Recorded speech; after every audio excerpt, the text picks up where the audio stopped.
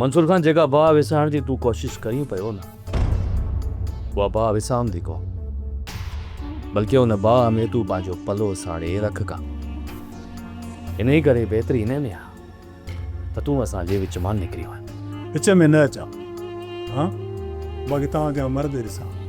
अकबर खान वॾो धोखेबाज़ माण्हू आहे, उन सां असां के बि ॻाल्हियूं करणु नथा चाहियूं। जीअं तव्हां मुंहिंजा दोस्त आहियो, अकबर खान बि ठीकु अहिड़ी तरह मुंहिंजो दोस्त आहे ऐं दुनिया सां धोखो कंदो पर मूंसां न कंदो।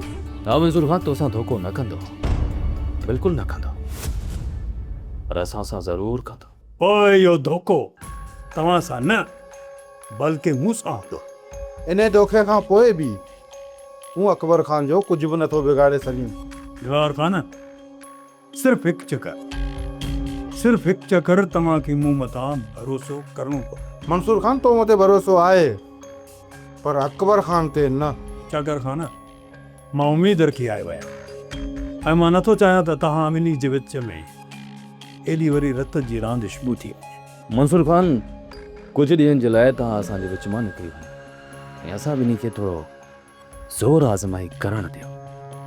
जॾहिं थकिजी पवंदासीं न, उहे ॻाल्हियूं कंदासीं, फ़िलहालु ॻाल्हियूं न थींदियूं। यार रहमान, हिन बार में रहियो पियो आई?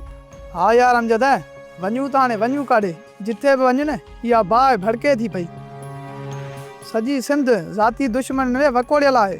हाँ यार, हिते अमन थींदो ई कोन। असां बि वॾनि में ई उमेद रखियो वेठा आहियूं त उहे अमन कंदा, पर उन्हनि जे हथनि में ई हथियार आहे त अमन हिते किथां थींदो। चई सच थो, असां तबाह थी विया आहियूं पर असांजा नस्ल बि तबाह थींदा। रब बाह जे करे बाक़ी ॻाल्हि गरी आहे। असांजे अंदर जो कॾहिं बि क्रोध ख़तमु कोन थींदो। सोप सीरियल पंजाबेरी तमाम एपिसोड्स ॾिसण लाइ विज़िट करियो असांजो official YouTube channel Sindh TV HD drama.